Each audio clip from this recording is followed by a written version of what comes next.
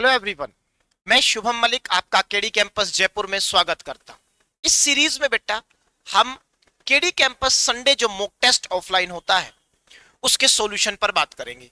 तो ये KD campus mock test 54 था जिसके सॉल्यूशन पर हम बात कर रहे हैं। मैथ्स के 25 सवालों का सॉल्यूशन मैं आपको यहां कराने वाला हूं। तो आइए शुरुआत करते हैं। मेरे प्यारे भाई, पहला सवाल आपके सामने ये बोर्ड मास का सवाल था। क्या था? 4.5, जिसको आप सीधे तौर पर 9/2 लिख सकते हैं, माइनस 4 दूनी 8 और एक 9/4 प्लस 5 15 और 3 18, 18/5 था। मेरे प्यारे भाई 0.6 को 6/10 लिखोगे, मैं डिवाइड को मल्टीप्लाई बना देता हूं और इसे 10/6 लिख देता हूं रिवर्स करके। सीधे तौर पर अब आप इसका आंसर निकाल सकते हैं। आपका कहना है एलसीएम यहां से 4 हुआ, 2 दूनी 4, 9 दूनी 18, 18 माइनस 9, 9 हुआ, प्लस यहां आप सीधे तौर पर देखेंगे 5 दूनी 10 और 6 18, 3 दूनी 6। जब आप इसे सोल्व करेंगे तो 4 6 24, 24 में 9 जोड़ेंगे, 24 में जब आप 9 जोड़ेंगे तो वो 33/4 आएगा, और 33/4 जब आप सोल्व करेंगे तो 4 8 32, कितना बचा? 1, तो 8.25 सवाल का सीधे तौर पर आंसर बी हो जाएगा और यही आपका आंसर होगा। आइए आगे बढ़ते हैं अगले सवाल की तरफ। अगला सवाल, आपका सवाल क्या कहता था? सवाल कह रहा है कि annual bonus of ₹48,000 is divided among HR, finance and IT in the ratio 3:5:4. Finance spend ₹4,000। अब आप समझिए कि टोटल जो पैसा आपको खर्च करना है वो 48,000 करना है। 3 सेगमेंट पर खर्च होना है, आपके HR पर, फाइनेंस पर और IT पर। किस रेशो में? 3:5:4 में। 5 और 4 9 और 3 12, रेशो के हिसाब से टोटल हिस्सा 12 बन रहा है और सवाल ने टोटल हिस्सा 48,000 दिया है। एक की वैल्यू होगी 4,000, एक की वैल्यू होगी 4,000, और अगर एक की वैल्यू 4,000 होगी तो बहुत ध्यान से देखिएगा, सवाल ने हमें HR में 3, फाइनेंस में 5 और IT में टोटल 4 रेशो दिया था। अगर एक की वैल्यू 4,000 है तो 5 की वैल्यू क्या 20,000 होगी? 5 गुणा 4,000 कितना हो गया? 20,000। टोटल फाइनेंस का शेयर 20,000 है। आगे सवाल क्या कहता है? आगे सवाल क्या कहता है कि इस 20,000 में से, फाइनेंस में से 4,000 रुपए ट्रेनिंग पर और 2,000 रुपए लॉजिस्टिक पर खर्च हो गए। अगर 4,000 यहां और 2,000 यहां, तो टोटल 6,000 रुपए इसमें से आपने खर्च कर दिए। तो आपके पास जो हिस्सा बचा है, आपके पास जो हिस्सा बचा है वो सिर्फ 14,000 रुपए अब बचे हैं फाइनेंस में से। उसके बाद आप क्या कहते हैं? And then distributes the remaining amount. यही रिमेनिंग अमाउंट हुआ 14,000। इसको आप डिस्ट्रीब्यूट कर रहे हैं, किसके अंदर डिस्ट्रीब्यूट कर रहे हैं? 2 लोगों के बीच में, between 2 employees in the ratio 3:2। अब आपका कहना है कि इस 14,000 को 2 लोगों के बीच में बांटना है 3:2 के अनुपात में। अगर 3:2 के अनुपात में बांटना है तो यहां टोटल हिस्सा 5 है और सवाल ने दिया है 14,000। सवाल ने दिया है 14,000, तो एक की वैल्यू कितनी होगी? 28 पंजे 140, 2800। एक की वैल्यू कितनी होगी? 2800। आपसे पूछ रहा है what will be the smaller share. Smaller share कौन होगा? 2। तो 2 की वैल्यू होगी 2 गुणा 2800, तो सवाल का सीधा आंसर आ जाएगा 5600 और ए सवाल का आंसर हो जाना था। आइए मेरे भाई आगे बढ़ते हैं। अगला सवाल देखेंगे ध्यान से। यह सवाल सिंप्लीफिकेशन का था और बड़ा आसान सा सवाल आपके सामने था। हमने आपको इसे क्लास में करने का कई बार तरीका बताया है। कुछ मत करिए, इधर से लिखना शुरू करिए। 3 3 और 2, इस फ्रैक्शन को पकड़िए। ये क्या है? 1 और 3। मैंने आपको सीधा इसको शॉर्टकट क्लियर कई बार बताया है कि यहां मल्टीप्लाई करेंगे 3 की, 3 3 9 प्लस 1 कितना हुआ? 10। आगे बढ़िए भाई, सॉरी, 3 3 9 प्लस 1 कितना हुआ? 10 हुआ। यहां लिखेंगे, आगे चलिए। 10 दिए 30, 30 प्लस 3 33। आगे चलिए, 33 दूनी 66, 66 और 10 76। ये काम करने के बाद अब सीधा आपका आंसर आ जाता है, पहले न्यूमरेटर में ये लिखिए और डिनोमिनेटर में ये, तो सवाल का आंसर आ जाएगा 76/33। सवाल का आंसर आ जाएगा 76/33 और ए सवाल का आंसर हो जाना था। आइए आगे बढ़ते हैं अगले सवाल की तरफ। अगला सवाल क्या कहता है मेरे भाई, बहुत ध्यान से देखेंगे। राहुल ने एक बिजनेस में 1,20,000 रुपए इन्वेस्ट किए। 4 महीने के बाद सुरेश ने 90,000 रुपए लेकर बिजनेस में शामिल हो गया। पार्टनरशिप का बहुत शानदार सा सवाल है। अगले 4 महीने के बाद राहुल ने 40,000 रुपए की राशि निकाल ली। मेरे प्यारे भाई बहुत ध्यान से बात को समझेंगे। राहुल है और सुरेश है, ये राहुल हुआ और ये हुआ सुरेश। राहुल ने कितने पैसे लगाए हैं? 1,20,000 रुपए लगाए हैं, 1,20,000 रुपए लगाए हैं। और सुरेश ने लगाए हैं मेरे भाई 90,000 रुपए। सुरेश ने कितने रुपए लगाए? 90,000 रुपए। बहुत ध्यान से समझिएगा, बहुत ध्यान से समझिएगा। सुरेश ने जो ज्वाइन किया है बिजनेस, वो 4 महीने के बाद वो बिजनेस को ज्वाइन किया है, तो सुरेश का पैसा 8 ही महीने लगा रहेगा। सुरेश का पैसा कितने महीने लगेगा मेरे भाई? 8 महीने लगेगा। अब समझिए बात को कि राहुल जो है उसने अगले 4 महीने तक भी यही पैसा रखा, तो पहले 4 महीने ये और अगले 4 महीने वो, तो टोटल 8 महीने तो यही पैसा रहा। लेकिन उसके बाद उसने 40,000 रुपए निकाल लिए। जब उसने 40,000 रुपए निकाल लिए तो यहां से उसके पास 80,000 रुपए ही बचे रहे। अरे 40 तो उसने निकाल लिया 8 महीने के बाद, तो कितने बचे रहे? 80,000 रुपए बचे रहे। कितने महीने के लिए? 4 महीने के लिए। अब सिर्फ आपको ये सोल्व करना है, अब सिर्फ आपको ये सोल्व करना है। जरा मुझे बताइए, 4 दूनी 8, 4 एकम 4 और 4 दूनी 8। अगर मैं ध्यान से देखूं तो 4 जीरो यहां से कैंसिल, 4 जीरो यहां से कैंसिल, 4 जीरो यहां से कैंसिल। अभी भी मैं गौर से देखूं तो 2 एकम 2, 2 एकम 2 और 2 चौक 8। अब ध्यान से देखिएगा, यहां आया 12, यहां आया 4, तो यहां टोटल जो प्रॉफिट बन रहा है वो 16 का बन रहा है और यहां टोटल प्रॉफिट 9 का बन रहा है। तो प्रॉफिट का जो रेशो था वो 16:9 हो जाना था और इससे ज्यादा इस सवाल में कुछ भी नहीं है। आइए अगले सवाल की तरफ बढ़ते हैं। अगला सवाल आपका क्या कहता है? अगला सवाल कह रहा है कि एक्स ने 80,000 रुपए इन्वेस्ट किए 12 महीने के लिए और वाई ने 1,20,000 रुपए इन्वेस्ट किए हैं। एक्स ने 80,000 रुपए इन्वेस्ट किए हैं और वाई ने 8 महीने के लिए 1,20,000 रुपए इन्वेस्ट किए हैं। यहां हिंदी में 12 नहीं लिखा हुआ है, आप लिख लीजिए 12 महीने के लिए 80,000 रुपए इन्वेस्ट किए हैं। इंग्लिश में सही लिखा है। कह रहा है अगर टोटल प्रॉफिट 50,000 है तो बताइए एक्स का शेयर क्या है? मेरे भाई बड़ा आसान है, ये एक्स और ये वाई। बहुत ध्यान से मेरी बात सुनिएगा, बहुत ध्यान से मेरी बात सुनिएगा। एक्स ने लगाए हैं 80,000 रुपए और वाई ने लगाए हैं 1,20,000 रुपए। ये कैपिटल है। अगर मैं इसका रेशो ले लूं तो आपका कहना बहुत साफ है कि यहां से 4 दूनी 8 और 4 तिये 12, 2:3 हो गया कैपिटल का रेशो। आइए अब टाइम के रेशो पर बात कर लेते हैं। टाइम का रेशो सीधे तौर पर इसने 12 महीने लगाया है और इसने 8 महीने लगाया है।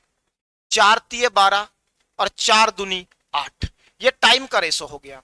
अब अगर आप प्रॉफिट का रेशो यहां से निकालेंगे तो कैपिटल इंटू टाइम, 3 दूनी 6 और 3 दूनी 6, तो प्रॉफिट का रेशो आ गया 1:1।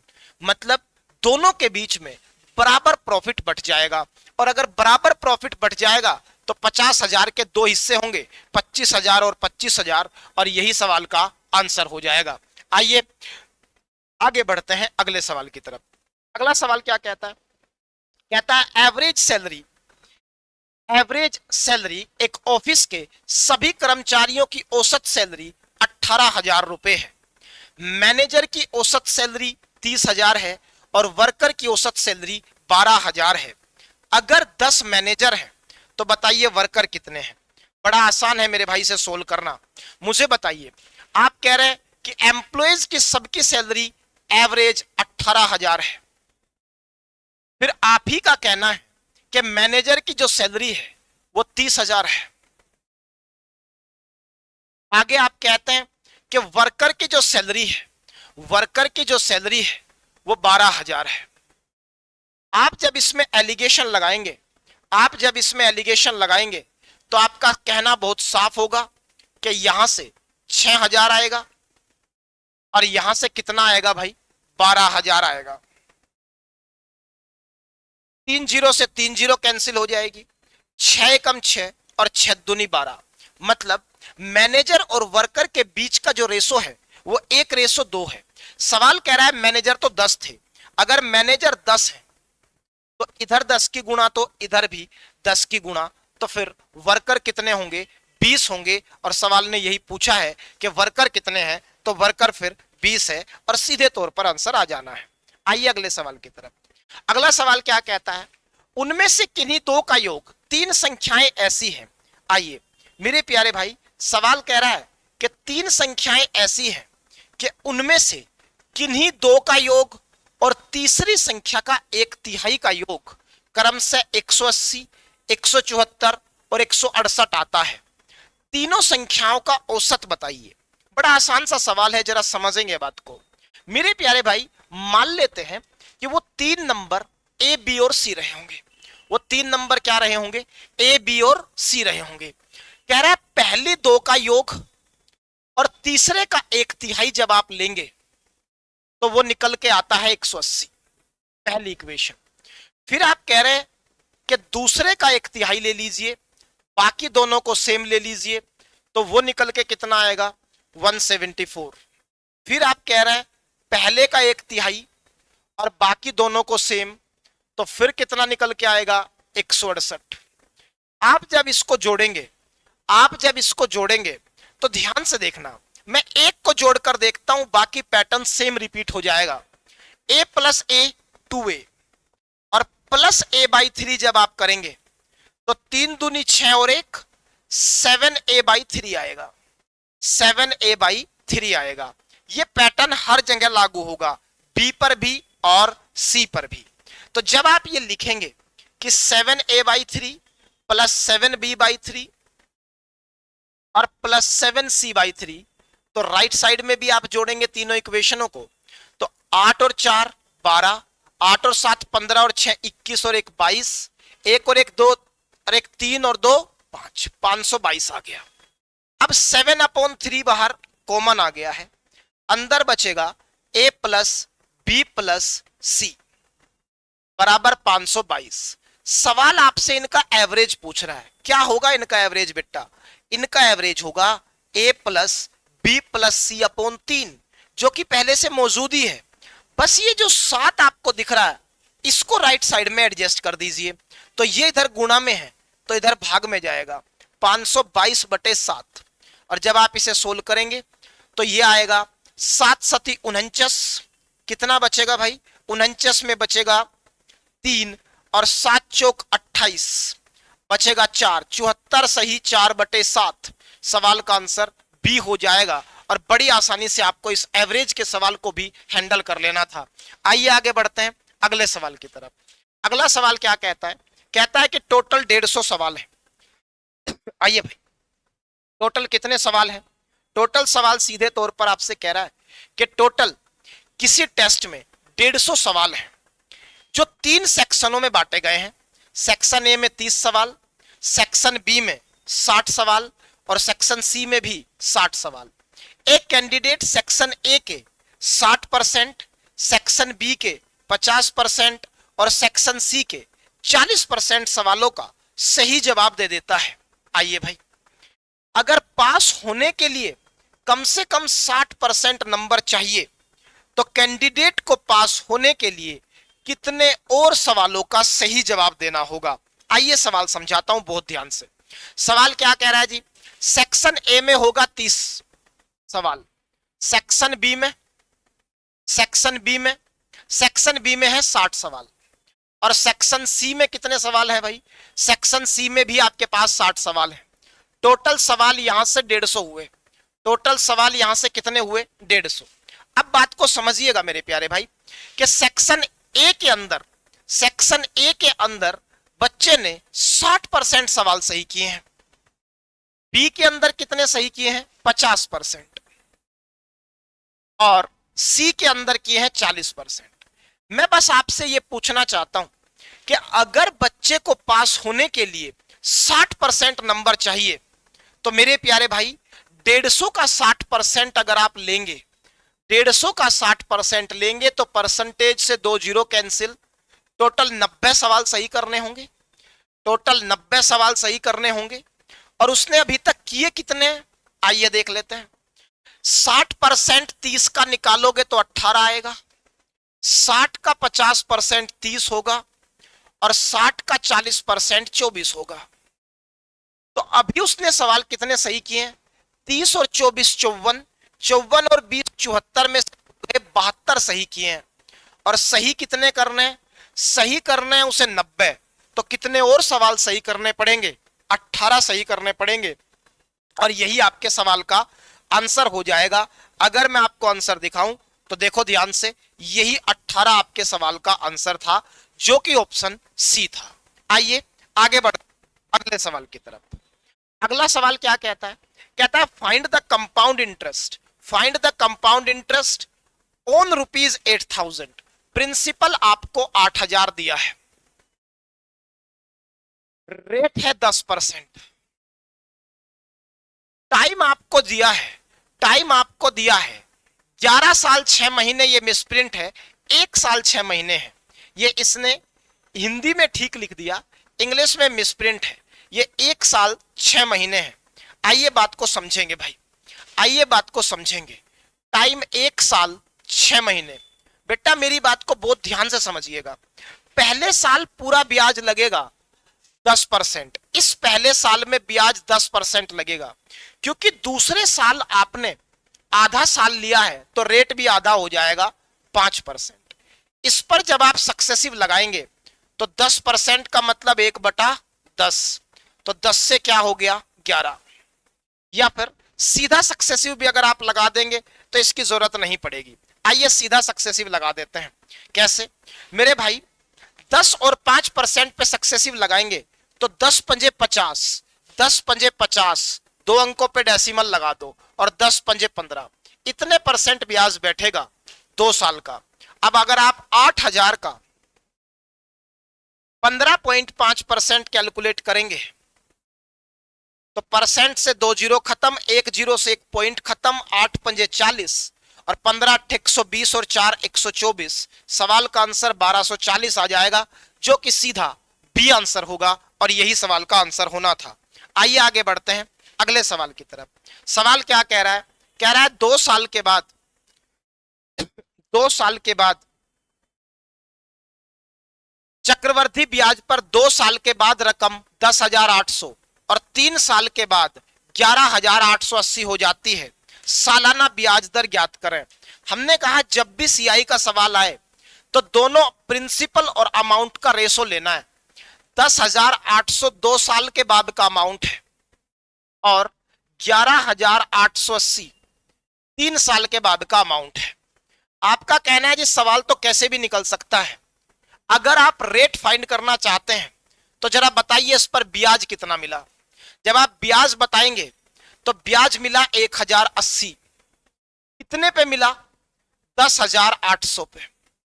गौर से देखेंगे तो 0 से 0 कटेगी और 1/10 यहां से आएगा और 1/10 को आप लिख सकते हैं 0.1 और यही सवाल का आंसर हो जाएगा सी। इतना ही आपको इस सवाल में सोचना था, इससे ज्यादा कुछ भी सोचने की गुंजाइश नहीं थी। आइए अगले सवाल पर बढ़ते हैं। अगला सवाल क्या कहता है, अगला सवाल सीधे तौर पर आपसे कह रहा है एक दुकानदार 6 पेन 30 रुपए में, 5 पेन 28 रुपए में और 4 पेन 24 रुपए में खरीदता है। वह उन्हें 2:3:5 के अनुपात में मिलाता है और मिश्रण को 5 पेन 34 रुपए में बेच देता है। उसका अनुमानित लाभ या हानि प्रतिशत ज्ञात करें। बहुत ध्यान से मेरी बात सुनेंगे मेरे प्यारे भाई। 6 पेन अगर 30 रुपए में तो क्या 1 पेन 5 रुपए का, 1 पेन कितने का 5 रुपए का। 6 पेन 30 रुपए के तो 1 पेन मेरे भाई कितने रुपए का 5 रुपए का। बहुत बढ़िया, आगे बढ़िए। 4 पेन 24 रुपए के, तो एक पेन 6 रुपए का।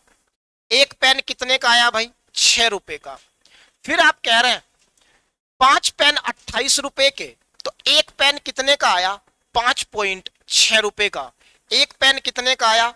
5.6 रुपए का। तो पहले दूसरे नंबर वाला डाटा हमने लिख लिया 5.6, और फिर तीसरे नंबर का डाटा लिख लिया 6। यही मामला है जी। आइए अब वह उन्हें 2:3:5 के अनुपात में मिलाता है। जरा बात को समझिएगा।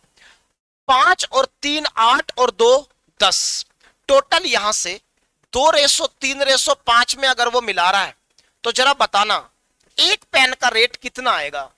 मेरे भाई एक पेन 5 का तो 2 पेन 10 के, एक पेन 5.6 का तो 3 पेन, 3 छंग 18, 3 पंजे 15 और एक 16.8 का, और एक पेन 5 का तो 6 पेन कितना भाई?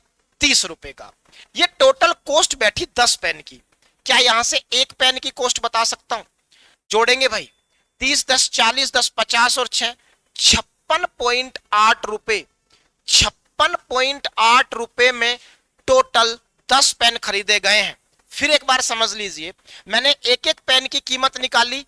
एक पेन 5 रुपए का, यहां एक पेन 5.6 रुपए का, और यहां एक पेन 6 रुपए का। अब इनको मिलाने का जो रेशो था, पहले वाले से 2 लिए, जब एक 5 का तो 2 10 के। दूसरे वाली कैटेगरी के 3 पेन है, एक 5.6 रुपए का है तो 3 होंगे 16.8 के। तीसरी कैटेगरी का पेन 5 रुपए का है, तो 5 पेन लोगे तो 6 पंजे 30 के बैठेंगे। मतलब टोटल यहां से आपने 10 पेन खरीदे हैं। टोटल यहां से आपने 10 पेन खरीदे हैं, और कितने रुपए के हैं? 56.8 के। तो यहां से अगर एक पेन की अब बात करूं, तो भाई एक पेन आएगा 56.8 बटे 10, मतलब 5 रुपए 68 पैसे का। ये एक पेन की कीमत आ गई। ठीक है, ये सीपी है। आइए अब बेचने पर बात करते हैं। उसने जो रेट लगाया है वो 5 पेन 34 रुपए के बेचे हैं, तो एक पेन कितने का बेचा होगा भाई? 5 छंग 30, 5 अठे 40, 6.8 रुपए का बेचा होगा। अरे कितने का बेचा होगा? 6.8 का। ये एसपी हो गया। अब सिर्फ आपको प्रॉफिट और लॉस परसेंटेज बताना है। 5.68 ये और 6.8 ये। अगर आप प्रॉफिट की बात करेंगे, आप प्रॉफिट की बात करेंगे, तो मेरे प्यारे भाई बड़ा आसान मामला लग रहा है। आप इसमें से इसको घटा लीजिए, 6.8 में से 5.68 घटा लीजिए। जब आप इसको सोल्व करेंगे, या एक काम करिए, घटाने की भी जरूरत नहीं है, आप सीधा रेशो लीजिए सीपी और एसपी का, आसान पड़ेगी कैलकुलेशन। 5.68 सीपी है और एसपी क्या है? 6.8। मैं एक जीरो लगा ले रहा हूं और 2 अंकों के डेसिमल को हटा दे रहा हूं। अब जरा ध्यान से देखेंगे, अगर मैं 4 से काट दूं मेरे भाई, तो 4 से काटने के बाद 4 एकम 4, 4 चौक 16, 4 दूनी 8 और 17 चौका 68, 170। अब अगर आप ध्यान से देखें, अभी भी ये 2 से कट सकता है। अगर 2 से फिर काट देंगे तो आपका कहना है 2 सते 14, 71 आएगा, और यहां 2 से काटने के बाद 2 अठे 16, 85 आएगा। अब मुझे बताइए कितने का लाभ है? कितने का लाभ है? आपका कहना है 71 10 81 14 का लाभ है। किस पे? 71 पे। बेटा जरा समझना, अगर यहां 14/70 होता तो 1/5 आता, 1/5 आता, जिसका आंसर लगभग 20 होता। लेकिन 70 से 71 हुआ है, तो यहां से आंसर 19 पॉइंट कुछ आएगा, जो कि आपने मोटा मोटा कितना लिखा है? अप्रोक्सीमेटली 20% लिखा है, और यही आपके सवाल का आंसर था। आइए आगे बढ़ते हैं अगले सवाल की तरफ। अगला सवाल क्या कह रहा है भाई? अगला सवाल कह रहा है व्यापारी 3 तरह के बैग बेचता है जिनका सेलिंग प्राइस का अनुपात 2:3:5 है। बहुत ध्यान से मेरी बात समझिएगा। एसपी का रेशो दे रखा है 2:3:5। एसपी का रेशो दे रखा है 2:3:5। ये एसपी का रेशो है। पहले पर 20% का लाभ, 20% के लाभ की अगर बात हो रही है, तो मेरे प्यारे भाई 20% का मतलब 1/5। 5 पे 1 का लाभ, तो एसपी 6 हुआ। एसपी 6 हुआ। दूसरे वाले की बात अगर करूं तो दूसरे वाले में 10% का लाभ है। 10% का लाभ का मतलब 1/10, 10 पे 1 का लाभ तो कितना हुआ 11, ये SP11 हुआ। तीसरे केस में 10% का नुकसान है तो 1/10, 10 पे 1 का नुकसान तो 9 हुआ। सही मायने में यहां आपका कहना है कि जी आपका SP 6, 11 और 9 है, आपका SP 6, 11 और 9 है, और ऊपर SP का रेशो है 2:3:5, क्योंकि इन्हें हमें सेम मैनेज करना है। तो आइए ऊपर अगर मैं 99 के गुना कर लूं तो सब में ऊपर, ताकि डेसिमल ना बने, 11 यहां 9 यहां 6 तो उसमें अपने आप आ जाएगा, तो 99 की गुना कर लेते हैं। जब 99 की गुना करेंगे तो ये 198 होगा, और ये कितना होगा भाई 297, और ये कितना होगा 5 नम 45, 5 नम 45 और 4 49। अब मुझे बताओ भाई, अगर 6 की वैल्यू 198 है, अगर इस 6 की वैल्यू 198 है तो 1 की वैल्यू क्या होगी, 6 से काट दो 198 को, तो यहां से प्रॉफिट हुआ आपको, यहां से प्रॉफिट हुआ आपको, कितने का प्रॉफिट हुआ भाई, कितने का प्रॉफिट हुआ 198/6, तो 1 की वैल्यू आ जाएगी 3618, और 3618 33 का लाभ है। 11 से काटोगे 297 को तो 27 आ जाएगा, और 9 से काटोगे 495 को तो 11 नम 99 और 9 पंजे 45 आ जाएगा। ये लॉस और ये प्रॉफिट, ये प्रॉफिट और ये लॉस। तो भाई ये तो आ गया प्रॉफिट लॉस। सीपी और निकालना है हमें, सीपी। आइए मेरे भाई सीपी निकाल लेते हैं। अगर 1 की वैल्यू 33 है तो 5 की वैल्यू 165 होगी। अगर 1 की वैल्यू 27 है तो 10 की वैल्यू 270 होगी। अगर 1 की वैल्यू 45 है तो 10 की वैल्यू 450 होगी। अब आपके लिए बड़ा आसान है, बताइए ओवरऑल कितना प्रॉफिट और कितना लॉस। 33 और 7 40 और 20 60, 60 माइनस 45 हुआ 15, 15 रुपए का ओवरऑल लाभ हुआ है। किस पे, टोटल सीपी पे। टोटल सीपी कितना है जोड़ दो भाई, 5, 5 7 और 6 13, 13 और 5 18, 2 4 2 6 और 1 7 और 1 8। अब बहुत ध्यान से देखना, ये सवाल आ रहा है सोल्व होने के बाद। अगर मैं अप्रोक्सीमेट देखूं मामला कहां जाएगा मेरे भाई, इसका 1%, इसका 1% भी बैठेगा 8.85, इसका 1% कितना बैठेगा भाई, इसका 1% बैठेगा 8.85। आइए 15% आपको नजर आ रहा है, 15% आपको नजर आ रहा है। यहां आपको टोटल सीपी जब आपने देखा तो 5, 7 और 6 13, 13 और 5 18, 4 2 6 और 1 7 और 1 8, ऊपर से 33 7 40 और 20 60, 60 में से 45 जब आपने घटाए तो कितना बचा भाई, 15 बचा। इसको जब आप सोल्व करेंगे तो 15 एकम 15, और यहां ध्यान से देखेंगे 5 15, और यहां ध्यान से देखेंगे 5 एकम 5, कितना बचा भाई 3, 5 सत्ते 35, फिर 3 बचा 5 सत्ते 35, और परसेंटेज के लिए गुणा 100, तो लगभग 300/177 आएगा, 300/177 आएगा। अब ध्यान से देखना, 17 दूनी 34 होगा, सबसे पहले प्रॉफिट होगा, लॉस का कोई मतलब नहीं है, लॉस का कोई मतलब नहीं है। अब 17 दूनी 34, लगभग 2% के प्रॉफिट की बात यहां सवाल पे आएगी, और यही आपके सवाल का आंसर हो जाएगा। बताइए यहां तक किसी को कोई भी दिक्कत है क्या? बड़ी आसानी से आप इसको भी कैलकुलेट कर सकते थे, कहीं कोई दिक्कत नहीं है। आगे बढ़ते हैं मेरे भाई, आगे बढ़ेंगे जिससे हम बात को थोड़ा सा समझ पाए। चलिए आइए अगले सवाल की तरफ। अगला सवाल क्या कहता है? अगला सवाल कहता है किसी भी कॉस्ट प्राइस एक जैकेट पर उसकी कॉस्ट प्राइस से 60% ज्यादा कीमत मार्क की गई है, मार्क प्राइस पर 25% का डिस्काउंट भी दिया गया है, उसके बाद डिस्काउंटेड प्राइस पर X% का एक और डिस्काउंट दिया जाता है, फाइनल सेलिंग प्राइस 4200 रुपए है। एसपी जो आपको दिया है सवाल ने वो 4200 रुपए दिया है मेरे भाई। एसपी कितना दिया है? 4200 रुपए आपको एसपी दिया है। आइए अभी सवाल क्या कह रहा है कि 5% का प्रॉफिट होता है सीपी पर। मैं पहले सीपी पता कर लेता हूं।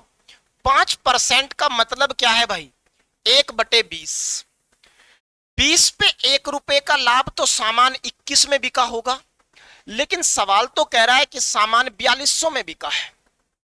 तो एक की वैल्यू 200 हुई, एक की वैल्यू क्या हुई भाई? 200 हुई, और 20 की वैल्यू हुई 20 गुणा 200, दैट इज 4000। तो सीपी जो आ गया वो मेरा 4000 रुपए आ गया इस जैकेट का। आइए देखते हैं सवाल पूछता क्या है। आइए देखते हैं सवाल पूछता क्या है। सवाल कह रहा है जैकेट का कॉस्ट प्राइस और वैल्यू का पता करें। मेरे प्यारे भाई, अगर आपको सवाल सिर्फ कॉस्ट प्राइस पूछना चाहता है तो कॉस्ट प्राइस हमने कितना निकाल लिया? कॉस्ट प्राइस हमने 4000 निकाला है, तो आंसर में 4000 दिखना चाहिए। यहां 4000 नहीं है, यहां 4000 है, आंसर हो सकता है। देख लेते हैं बाकी किसी ऑप्शन में 4000 तो नहीं है, नहीं तो फिर एक्स निकालना पड़ेगा।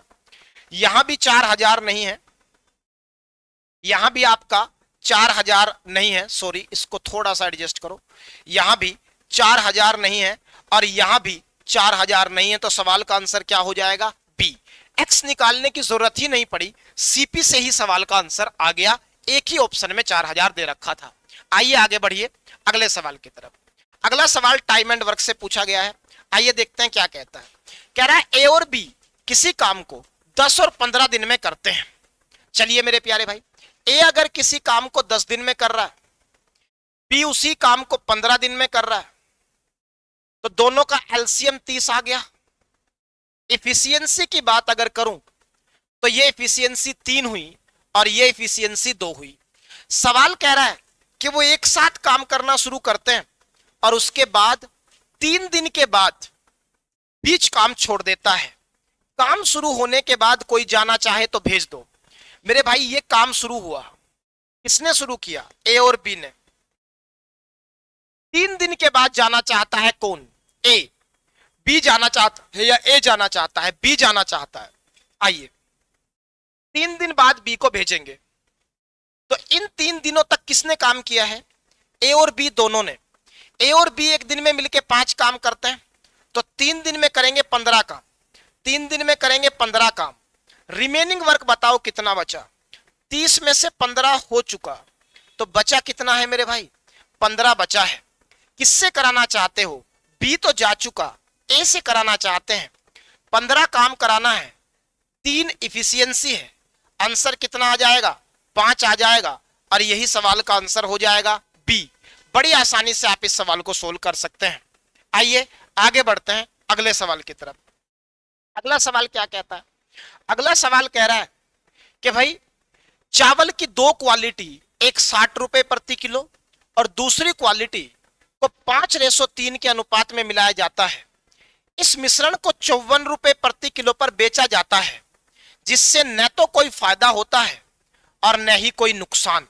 ना कोई फायदा हुआ और ना कोई नुकसान हुआ, तो दूसरी क्वालिटी की कीमत ज्ञात कीजिए। बड़ा आसान है मेरे प्यारे भाई, बहुत ध्यान से बात को समझिएगा। सवाल कह रहा है कि 2 राइस है, पहले वाले की जो कीमत है वो 60 रुपए किलो है, 60 रुपए किलो है, और दूसरे की कीमत हमें निकालनी है। दोनों को जब 54 रुपए किलो आपने बेचा, 54 रुपए किलो बेचा, तो ना फायदा ना नुकसान, इसका मतलब यही सीपी रहा होगा। और इनकी मिक्सिंग का जो रेशो था वो 5:3 था। मेरे भाई एलिगेशन लगा देते हैं सीधे तौर पर। 60 - 54 6 होगा, 3 का दुगना है, तो इसका भी दुगना लोगे तो 10 आएगा। ध्यान से देखना, बड़ा तो आ चुका, छोटा आना है, तो 50 54 में से 10 घटाओगे तो 44 आएगा, और यही सवाल का आंसर ए हो जाएगा। बड़ी आसानी से आप इस सवाल को भी हैंडल कर सकते थे। आइए आगे बढ़ते हैं अगले सवाल की तरफ। क्या कहता है अगला सवाल? अगला सवाल कहता है ए और बी किसी काम को मिलकर 24 दिन में कर सकते हैं। ए और बी किसी काम को मिलकर कितने दिन में कर सकते हैं भाई? 24 दिन में पूरा कर सकते हैं। 8 दिन 7 काम करने के बाद बी अकेले बचा हुआ काम 32 दिन में पूरा कर सकता है। मेरे भाई एक बात का जवाब मुझे दो, इन 24 में से 8 दिन तो उन्होंने ठीक ठाक काम कर लिया। अरे 8 दिन तो उन्होंने ठीक ठाक काम कर लिया, तो काम कितने दिन का बचा है? 16 दिन का। ए का भी 16 दिन का काम बचा है और बी का भी। दरअसल ए का 16 दिन का काम बचा हुआ है। अब बी ने आगे 32 दिन काम किया है ए के जाने के बाद। दरअसल काम तो बी को भी 16 ही दिन का बचा था, 16 ही दिन करना चाहिए था, तो 16 दिन एक्स्ट्रा क्यों कर रहा है? उसने 32 दिन किया, 16 तो अपना और 16 एक्स्ट्रा। ये 16 एक्स्ट्रा क्यों कर रहा है? क्योंकि ए का काम भी बी को करना पड़ा होगा, तो ए का 16 दिन का काम बी भी 16 दिन में करता है। इसका मतलब दोनों की इफिशियंसी बराबर है। अगर दोनों की इफिशियंसी बराबर है तो मैं मान लेता हूं इसकी भी इफिशियंसी 1 और इसकी भी इफिशियंसी 1, तो टोटल वर्क हो गया, दोनों की इफिशियंसी 2 हुई। 24 दिन में काम खत्म करते थे, 48 टोटल वर्क हो गया। किससे कराना चाहते हो? बी से। उसकी इफिशियंसी तो 1 है, तो सवाल का आंसर 48 सीधे तौर पर आ जाता और सी सवाल का आंसर हो जाता। आइए आगे बढ़ते हैं अगले सवाल की तरफ। क्या कहता है? एक बर्तन में दूध, पानी और जूस 4:5:3 के अनुपात में है। 24 लीटर मिक्सचर निकाला जाता है और उसकी जगह 10 लीटर दूध और 6 लीटर जूस डाला जाता है। अगर दूध से 12 लीटर ज्यादा हो जाता तो शुरुआती मात्रा ज्ञात करें। यह बढ़िया सवाल है। आइए बहुत ध्यान से सवाल समझाता हूं। क्या कहता है? एक बर्तन में 3 चीजें हैं, मिल्क, वाटर और जूस। मिल्क, वाटर और जूस। आइए बहुत ध्यान से बात को समझिएगा। इनका जो अनुपात है वो 4:5:3 है। इनका अनुपात 4:5:3 है। सवाल क्या कह रहा है? 24 लीटर मिक्सचर निकाला जाता है। मैं आपसे ये कह रहा हूं कि रेशो के हिसाब से टोटल हिस्सा यहां कितना बन रहा है? 5 और 4 9 और 3 12। रेशो के हिसाब से 12 है। आपने मिक्सचर 24 निकाला है, तो 12 की वैल्यू 24, तो 1 की वैल्यू 2, 1 की वैल्यू 2। तो दरअसल जो मिक्सचर निकला है उसमें से 8 लीटर तो मिल्क निकला होगा, 10 लीटर पानी निकला होगा और 6 लीटर जूस निकला होगा। इस मिक्सचर के साथ 8 लीटर दूध गया है, 10 लीटर पानी गया है और 6 लीटर जूस गया है। अब 24 लीटर जो निकाल लिया आपने, उसके बदले में 10 लीटर दूध डाल दे रहे हो, तो 10 लीटर दूध आपने उसके बदले में डाल दिया, तो दूध बढ़ गया 10। चलिए 6 लीटर जूस डाल दिया, तो बताओ -6 और +6 कट गए, मतलब जूस में कोई चेंज नहीं, जूस तो उतना ही है। अब भाई 6 लीटर मिक्सचर में बाहर गया था, 6 लीटर बदले में आपने डाल दिया।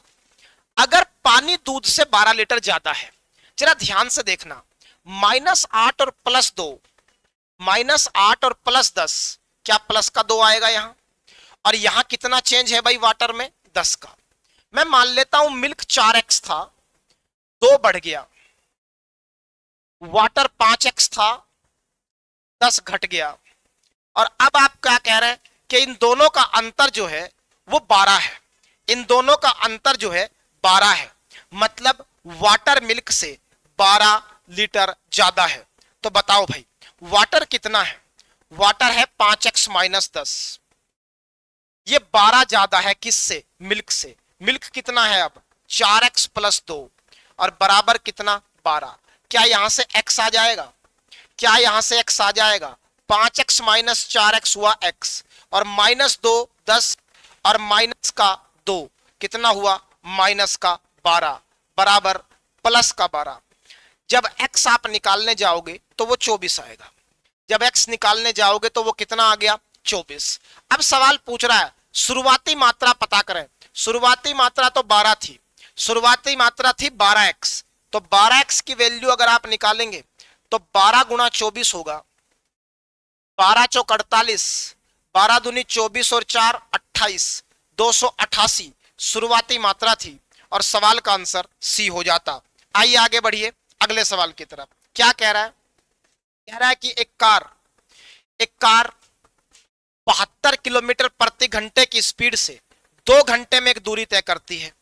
अगर ट्रैफिक की वजह से 30 मिनट ज्यादा लग जाते हैं 30 मिनट ज्यादा मतलब आधा घंटा। तो अगर मैं टाइम का रेशो देखूं, क्योंकि डिस्टेंस तो फिक्स है, टाइम का रेशो पहले 2 घंटे और फिर 2.5 घंटे। अगर ध्यान से देखूं तो मेरे प्यारे भाई, इसको रेशो को कैलकुलेट करोगे तो पॉइंट हटाने के लिए एक जीरो इधर, 5 चौक 20, 5 पंजे 25। क्योंकि डिस्टेंस फिक्स है तो स्पीड का रेशो इसका उल्टा होगा, 5:4। स्पीड का रेशो होगा 5:4। क्या कह रहा है कि स्पीड का कितना हिस्सा कम हुआ? तो मेरे भाई, अगर कोई चीज 5 से 4 हुई तो 1 कम हुआ। कितना हिस्सा कम हुआ? 1 कम हुआ। किस पे? 5 पे। तो फ्रैक्शन कितना कम हुआ? 1/5। और यही सवाल का आंसर हो जाना था। आइए आगे बढ़ते हैं अगले सवाल की तरफ। सवाल क्या कह रहा है भाई? अगला अगला सवाल कह रहा था कि एक लड़का 5 किलोमीटर प्रति घंटे की स्पीड से स्कूल जाता है और 10 मिनट लेट पहुंचता है। अगर वह 6 किलोमीटर प्रति घंटे की स्पीड से जाए तो 5 मिनट पहले पहुंच जाएगा। स्कूल की दूरी पता करें। टाइम स्पीड डिस्टेंस में बार बार मैंने आपको पढ़ाया। स्पीड का रेशो बताओ क्या है? स्पीड का रेशो 5 किलोमीटर प्रति घंटा पहले जाता था और अब जाता है 6 किलोमीटर प्रति घंटे से। बहुत ध्यान से सुनिएगा। अगर देखूं डिस्टेंस फिक्स है तो टाइम का रेशो होगा 6 से 5। टाइम का रेशो होगा 6 से 5। टाइम का रेशो होगा 6 से 5। अब आप देखेंगे कि पहले वो 10 मिनट लेट पहुंचता था, अब 5 मिनट पहले पहुंचता है। लेट और पहले की जोड़ी जब भी आएगी, अर्ली एंड लेट भी आएगी, टाइम जुड़ जाता है। 10 और 5 15, 10 और 5 15। रेशो के हिसाब से टाइम में 1 का अंतर है। सवाल तो कह रहा है 15 मिनट का अंतर आया। सवाल तो कह रहा है 15 मिनट का अंतर आया। बताइए, स्कूल की दूरी पता करें। अगर 1 की वैल्यू 15 मिनट है तो 6 की वैल्यू 1.5 घंटा होगी। अरे 6 की वैल्यू 6 गुणा 15 90 मिनट। 90 मिनट का मतलब 1.5 घंटा, 3/2 घंटे। ये तो है टाइम। और स्पीड यहां 5 किलोमीटर प्रति घंटा थी और यहां 6 किलोमीटर प्रति घंटा थी। तो अगर स्पीड इंटू टाइम कर दूं तो आपके सवाल का आंसर आ जाएगा। तो मेरे भाई, डिस्टेंस आएगा 5 की स्पीड से 1.5 घंटा। 1.5 घंटे को ऐसे भी लिख सकते हो 1.5, तो आंसर आएगा 7.5 किलोमीटर। और यही सवाल का आंसर हो जाना था बी। आइए आगे बढ़ते हैं अगले सवाल की तरफ। क्या कह रहा है?